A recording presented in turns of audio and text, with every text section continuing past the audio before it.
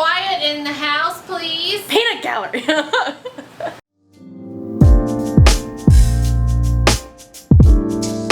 Hello there everyone, welcome back to my channel.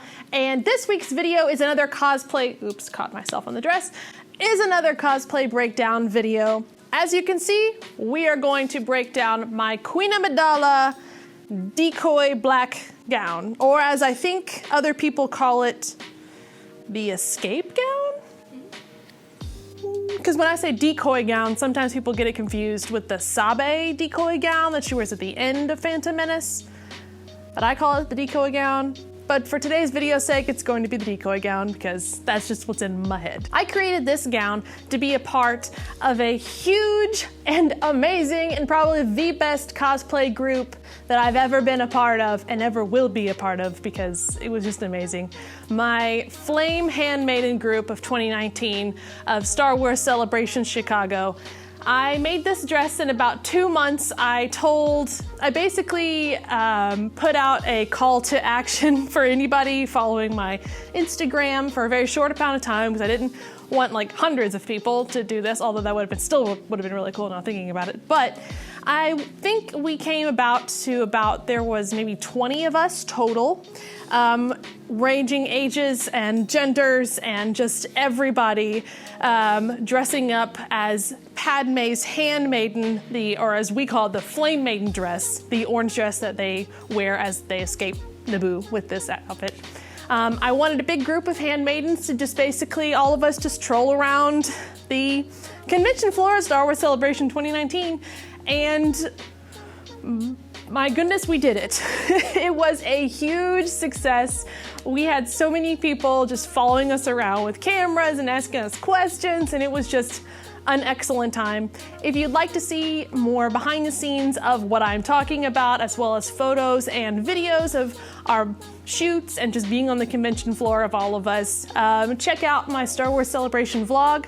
I will have a card in the video here in the description down below if you'd like to check that out.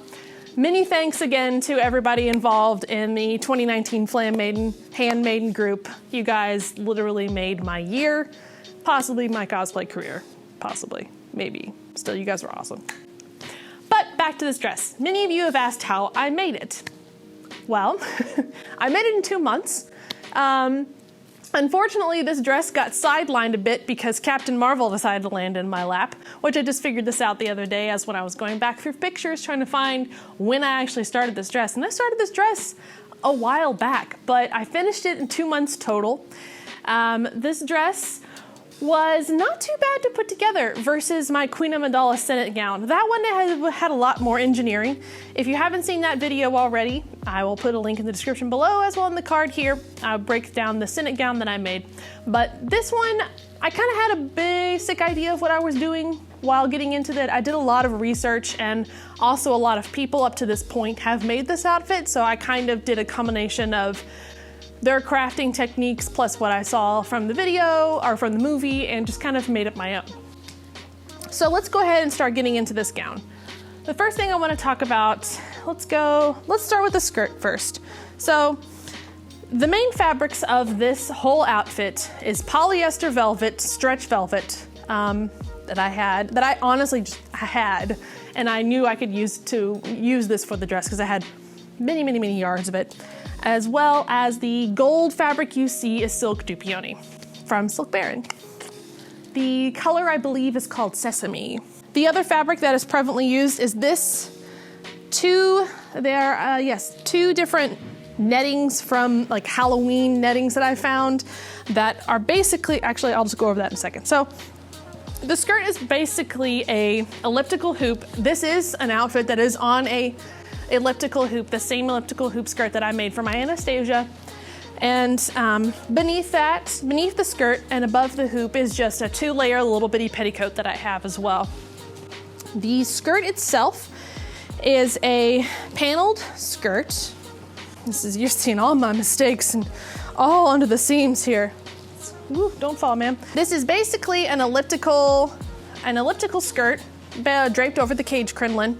The very front panel is where I top stitched all this netting on, and I top stitched it by machine and hand doing it in a very haphazard manner. And within this video, I do have some behind the scenes video that I took of making this. I just didn't have enough to make a full like tutorial video, and also it was kind of a weird build, so I wanted to go over it with words first. But you can see that it's very much a snip and see how it looks method right around here. It's very organic, very artsy. But that is the skirt done with the silk dupioni, and I said, and once that was over, I draped this silk stretch, it's not silk, sorry, polyester velvet over top of it, leaving the front panel exposed.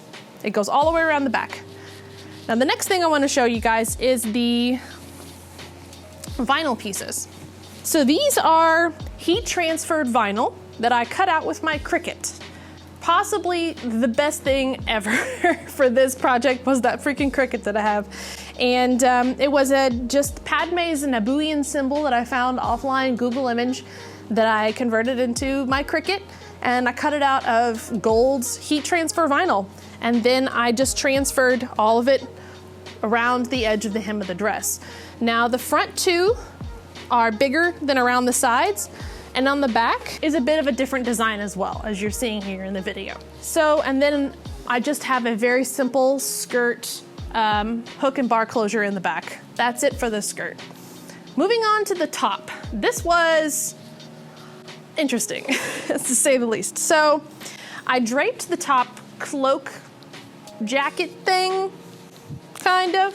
And because there is a back that's exposed and a very front that's exposed, it's gathered in the front center and then comes down in very deep V's along the side fronts and the side backs. This textured material is the same velvet that I used for the skirt. It is polyester velvet, which means plastic velvet, which means it does fun things when heated up. So to get these little peaks and points, I fashioned a coat hanger to make a hook, kind of like this. And what I did was that I put this fabric over top of the hook, like this, and I wrapped it really tight. Yes, I know, yes. Shut up, Alex. I didn't do this, I did this. Demonetized. Demonetized. But that's what it looked like. Anyways, I don't know how else the method to make it. But anyways, the wire looked like this. And I took the fabric and it all done.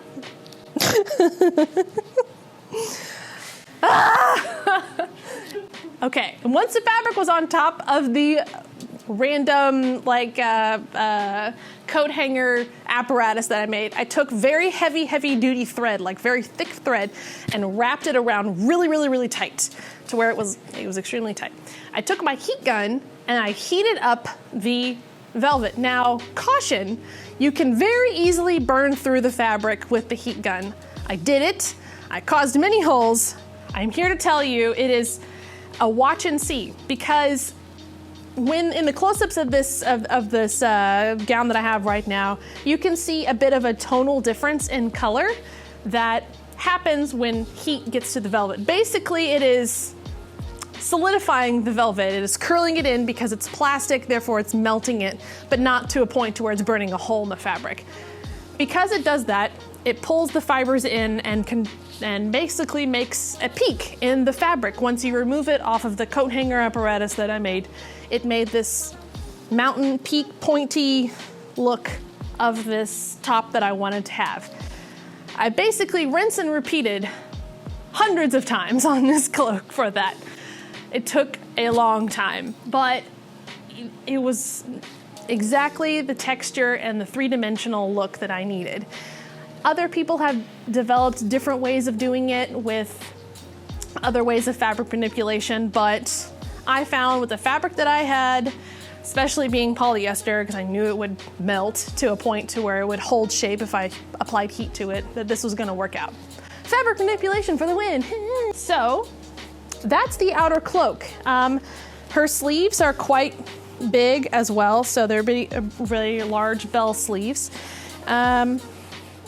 For the bodice, it's like a little bitty crop top that I kind of did. It's just a basic sloper type of draped bodice. There's nothing really to it, except I think I have some boob darts below it to kind of cinch it into my figure. And with that, I did a more simplified version of the front part of the skirt up here, just to make it look a little nicer. And also these threads are stitched down a little bit better. All right, editing Amanda coming in to tell you the exact way I made this tunic. I found this footage of me making this, so I might as well just tell you exactly how I did it. So that is some cheap Halloween netting that I found at Joann's, and I am currently pinning very haphazard, very organic to the front part of this tunic, because I am ultimately going to take some water-soluble interfacing laid on top of the tunic and zigzag stitch like crazy over top. You'll see here in a second.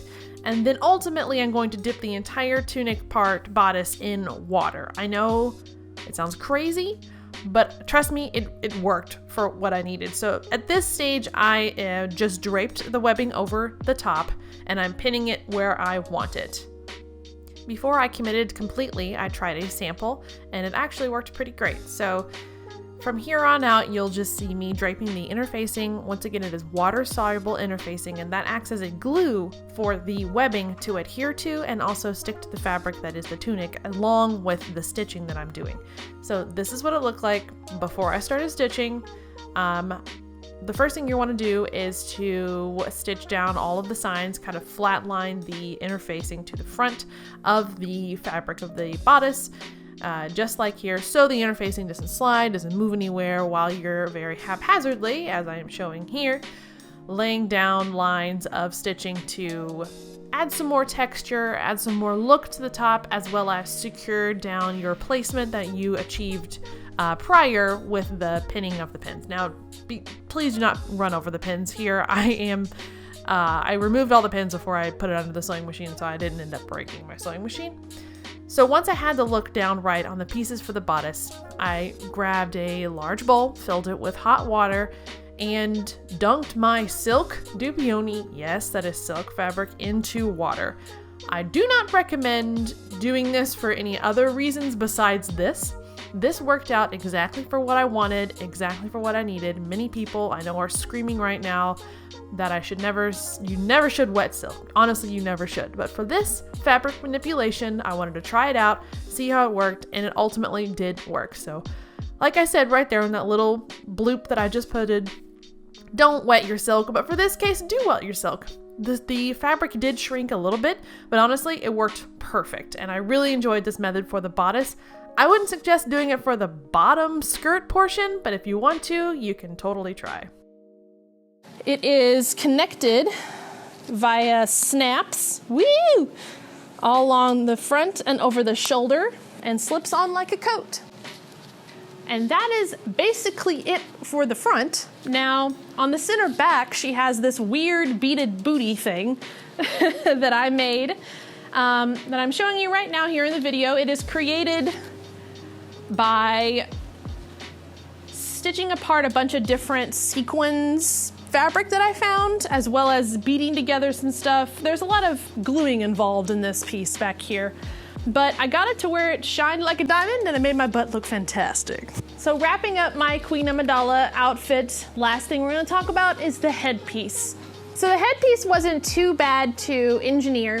Within the video, you're seeing some behind the scenes pictures that I took that I can't really show you right now because A, it's on the mannequin and I can't really take it apart to show you. So it's basically a warbler piece on the back of the head, which is where the feathers are attached to, with a foam piece on top of the head on a headband that is surrounding it like this, and it's kind of wrapped around the back. So it's like a weird baseball hat underneath of here, because I needed something to set these eggs onto, as well as something to make the feathers hook onto, and for the feathers to be removed, because I also need to travel with this, like all of my other cosplays. So the fabric on the outside is just a polyester knit that I had in my fabric stash. These guys are styrofoam eggs that I purchased. Actually, it's one styrofoam egg that I purchased at Michael's, I think, and just cut it in half. It is spray painted or painted red, And over top of this is hot glue that basically, when you have your egg shape, you drape aluminum foil over top of it, and then you just take some hot glue and just kind of go to town. Make it a very weird, organic, kind of spider web-like look. And then ideally, that should just pop off the egg. Then you can spray paint it whatever color, in this case, gold, and then you glue it back on top of the egg. That is how I achieved this bit here. There are many tutorials online about how other people have done this, but I believe that's how I did it, I think. And on the back here are ostrich feathers that I purchased on the interwebs that are laid out in a fan fashion. I do have them magnetized to the back of this headpiece because I need it to be removable. So, and also that's where I have all of my Ko-fi donators. Their names are on the back of this headpiece as well, which I thought was really cool. And these fanned out a little bit. I did take some hairspray to the feathers to get them to look a little more windblown than like straight out like this. So that's a pro tip to get feathers to lay down the way you want. Spray with some hairspray. The front piece here is actually just some beaded beads I found on at Joann's that I removed the center part of these little jewels and added the red little jewel over top of it and just beaded it on a stretchy kind of bracelet. Why, I don't know jewelry terms, but like a headband. It's like the bracelet elastic, that's it. And then they're actually they were tied onto two clips that just clip into my hair. I don't wear a wig with this because in the movie, she doesn't have one. You don't see her hair at all. The last thing I did when I had all these elements figured out, I draped the black fabric over top the way I wanted and just pinned it in certain spots, hand sewed it to where it needed to be. Tried it on, let it fit my head, and then glued on these tiny little red jewels on the tops and the sides. There's not a whole lot of those, but there are some. And then the back, I added more black fabric to drape over the back, covering the feathers and then down the back of my neck to cover the rest of my hair. Okay guys, that's it. That is the entire cosplay breakdown for my Queen Amidala decoy gown from episode 1, The Phantom Menace. If you have any questions about this outfit, please ask them in the comments below and I will try my best to answer as many questions as I can.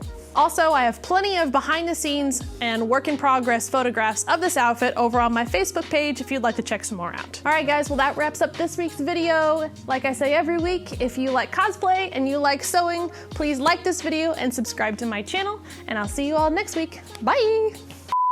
I would say the wire hanger looks like a cone instead of this.